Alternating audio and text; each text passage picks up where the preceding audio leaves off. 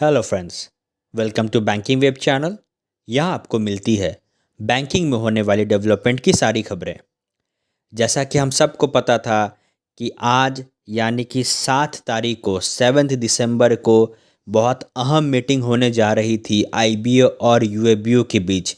और मैं आपको बता दूं कि जो मेमोरेंडम ऑफ अंडरस्टैंडिंग है, जो एमओयू होता है बाईपार्टाइट सेटलमेंट का, वो साइन हो गया है। हाँ फ्रेंड्स, जैसा कि हम सब ने देखा है कि एक के बाद एक तस्वीर आउट हो रही थी, एक के बाद एक वीडियोस आ रहे थे। और जैसा कि आप अगर उनके पीछे जो घड़ी देख रहे थे, उसमें 12 बजे के आसपास ये एमओयू साइन हुआ है। और क्या कुछ इस एमओयू में आउट हुआ है, कितने परसेंट पे सेटलमेंट साइन हुआ है, कितने एडिशनल लोड फैक्टर है, पेंशन अपडेशन पे क्या अपडेट है, 5 डे बैंकिंग पे क्या अपडेट है, मैं वो सब आपको इस वीडियो में बताने जा रहा हूँ।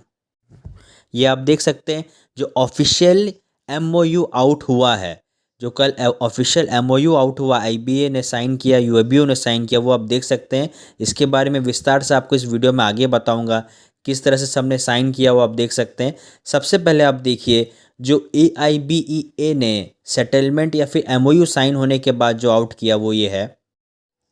उन्होंने क्लियरली कहा कि एक और नेगोशिएशन हुई यानी कि 7 दिसंबर 2023 को, और वो हैप्पीली बता रहे हैं कि जो एमओयू है वो साइन हो गया है। 17% पे स्लिप कॉस्ट पे इंक्रीज दिया गया है फ्रेंड्स। यानी कि जो स्पेकुलेशंस लगाए जा रहे थे, लास्ट मीटिंग में 16% थे, यूएबीओ 22% मांग रही थी, तो कहीं ना कहीं यूएबीओ झुक गई और 16 से आईबीए मात्र 1% बढ़ी, 17% पे सेटलमेंट साइन हो गया। इसके अलावा जो लोडिंग फैक्टर का बात है, जिसमें लास्ट में 2.5% का बात आईबीए ऑलरेडी कह दी थी, उसमें भी मार्जिनली यानी 0.5% बस बढ़ी आईबीए, और 3% लोडिंग पे भी बात फाइनलाइज हो गई है। जिन्हें नहीं पता है कि लोडिंग क्या होता है और पेस्लिप कंपोनेंट और कॉस्ट क्या होता है, वो मेरे प्रीवियस वीडियोस देख सकते हैं। उसमें मैंने अच्छे से एक्सप्लेन किया है कि लोडिंग क्या है और लोडिंग फैक्टर इतना इंपॉर्टेंट क्यों है। इसके बाद आप देख सकते हैं कि पेंशन इम्प्रूवमेंट हुआ है, जो पेंशन अपडेशन है 1986, और जो अभी 12th बाईपार्टाइट सेटलमेंट में जो प्रोपोज रिटायरीज है उनका भी सेटलमेंट होगा। इसके अलावा करंट एम्प्लॉय जो सबसे ज़्यादा चाह रहे थे 5 डे बैंकिंग, उसके बारे में जो कंप्लीट डेटा है, कंप्लीट आउटकम है, मैं आपको इस एमओयू के थ्रू बताऊंगा। ये आप अब देख सकते हैं जो ऑफिशियल एमओयू है, इसमें क्लियरली लिखा गया है कि कल यानी 7 दिसंबर 2023 को मीटिंग हुई, और जिस तरह से मीटिंग का आउटकम है और जो कॉन्सेंसस बने जिन मैटर्स में, वो कुछ निम्नलिखित हैं। सबसे पहले जो मैंने बताया कि जो 17% इंक्रीज़ किया जा रहा है पे स्लिप कॉस्ट पे, जो कि सबसे इम्पॉर्टेंट होता है। लास्ट टाइम में 15% था, पर उस टाइम कोविड चल रहा था, तो इस टाइम स्पेकुलेशंस थी कि कहीं ना कहीं 18 से 19 तो पहुंचना चाहिए, पर आईबीए ने 17% पे मनवा लिया। जैसा कि आप पॉइंट नंबर 1 देख सकते हैं, the ways revision will be effective from 1 नवंबर 2022। जैसा कि हम सब जानते हैं कि लास्ट ईयर 2022 का नवंबर से वेज रिवीजन ड्यू था, तब से लागू होगा 5 साल के लिए। एनुअल इंक्रीज जो होगा सैलरी में और जो अलाउंसेस होंगे 17% होगा। अब ये 17% क्या चीज़ का है, तो फ्रेंड्स जो 2021-22 का जो एनुअल पे स्लिप एक्सपेंस था उसका 17% यानी 12,449 इन 12,449 करोड़ रुपीज़ बांटे जाएंगे ऑफिसर्स और क्लर्क्स के बीच, जो कि 17% है। इसके अलावा जो नए पे स्केल्स होंगे वो किस तरह से बनाए जाएंगे, वो जो नए पे स्केल्स होंगे उसमें डीएनएस अलाउंस जो है 8088 पॉइंट्स को पहले मर्ज किया जाएगा। उसके बाद जो बेसिक पे बनेगा एज ऑन 31/10/2022 में, उसमें एडिशनल लोडिंग दिया जाएगा। जो लोडिंग का बार बार बात आ रही थी कि बढ़ना चाहिए बढ़ना चाहिए, वो मात्र 3% बढ़ा है, और ये 3% का जो कॉस्ट आएगा 1795 करोड़ आएगा।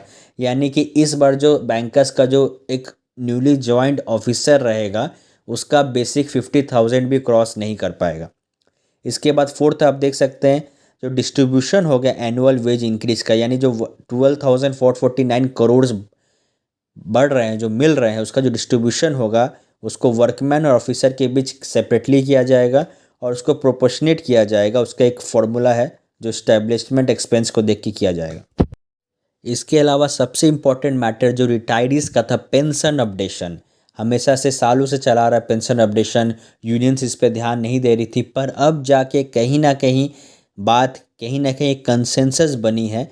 जैसा कि हमको एक ट्विटर के थ्रू और बाकी फील्ड के थ्रू पता चला था कि 1% एडिशनल मान लिया गया है कि जो पेंशन अपडेशन को दिया जाएगा, पर वो चीज़ को एमओयू में मेंशन नहीं किया गया है फ्रेंड्स।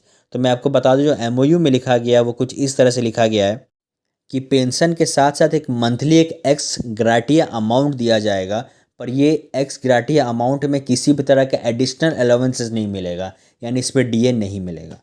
इसके बाद पॉइंट नंबर 6 बहुत इंपॉर्टेंट हो जाता है, जो आज फ्रेंड्स एमओयू साइन हुआ है।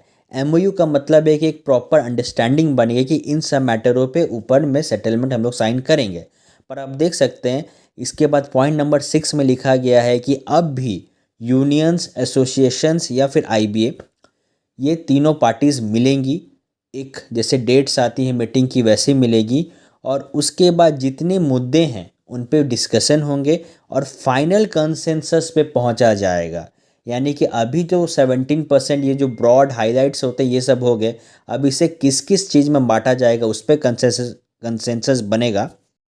पर एक चौंकाने वाली बात यह है कि लास्ट टाइम जो एमओयू साइन हुआ था 11th बाईपार्टाइट के टाइम, उसमें क्लियरली मेंशन था कि 90 डेज यानी 3 मंथ्स के पहले सेटलमेंट को साइन कर दिया जाएगा। पर इस बार आप देखिए कि लिखा गया है for a period of 180 days. 180 days approx 6 महीने होते हैं फ्रेंड्स। इसका मतलब कि अब ये पार्टीज़ 6 महीने तक मीटिंग्स कर सकती है, मतलब इनके पास 6 महीने का समय है बाईपार्टाइट साइन करने का। और जितना मुझे याद है कि पिछले बार जो 90 डेज़ का जो टाइम लिया गया था वो भी एक्सटेंड हो गया था, 100 डेज़ के आसपास साइन किया गया था। तो फ्रेंड्स इस बार इस डेट को, इस जो टेन्योर है, जो डेज़ है, उसे ऑलरेडी 6 महीना बढ़ा दिया गया है। तो अब हमें जानना होगा कि ये बाईपार्टाइट फाइनली कब साइन होता है। अब सबसे इम्पॉर्टेंट 5 डेज़ बैंकिंग, जिसका सारे बैंकर्स वेट कर रहे थे। ऐसा एक यूएफबीओ के कन्वेनर ने कहा भी था कि जिस दिन एमओयू साइन होगा उस दिन से 5 डे बैंकिंग इंप्लीमेंट हो जाएगा, पर फ्रेंड्स ऐसा नहीं हुआ है। आप देख सकते हैं इसमें क्लियरली मेंशन किया गया है कि आईबीए ने ऑलरेडी रिकमेंड कर दिया है गवर्नमेंट ऑफ इंडिया को। तो हम सबको पता है कि फरवरी में ही ऑलरेडी रिकमेंडेशन चल गई थी, और इसमें यूनियंस ने अर्ज किया है फिर से कि आप जल्द से जल्द इसको परस्यू करें और जल्द से जल्द इसको इम्प्लीमेंट कराएं। और इसमें लास्ट लाइन लिखा गया है कि यूनियंस एसोसिएशन ने अर्ज किया है कि 5 डेज बैंकिंग को बाईपार्टाइट साइन होने के पहले इम्प्लीमेंट कर दिया जाए। और जैसा कि मैंने पॉइंट नंबर 6 में आपको बताया कि बाईपार्टाइट को साइन होने के लिए 180 डेज़ है, मतलब 180 डेज़ का टाइम है। तो हो सकता है कि 5 डे बैंकिंग नियर फ्यूचर में ना दिखे और 4 से 5 महीने बाद भी आ सकता है। तो जो स्पेकुलेशन लगाए जा रहे थे कि दिसंबर एंड में या जनवरी स्टार्ट में हो जाएगा, इस पर कोई कंसेंसस अभी फाइनली नहीं हुआ है, और 6 महीने का समय है, उसके अंदर कभी भी 5 डे बैंकिंग को इम्प्लीमेंट कर दिया जाएगा। पॉइंट नंबर 8 आप देख सकते हैं, जैसा कि मैंने पेंशन अपडेशन के बारे में बताया कि जो एक्स ग्रेटिया का जो अमाउंट होगा वो दोनों पार्टीज़ मिलेंगी, उसके बाद म्यूचुअली डिसाइड करेगी।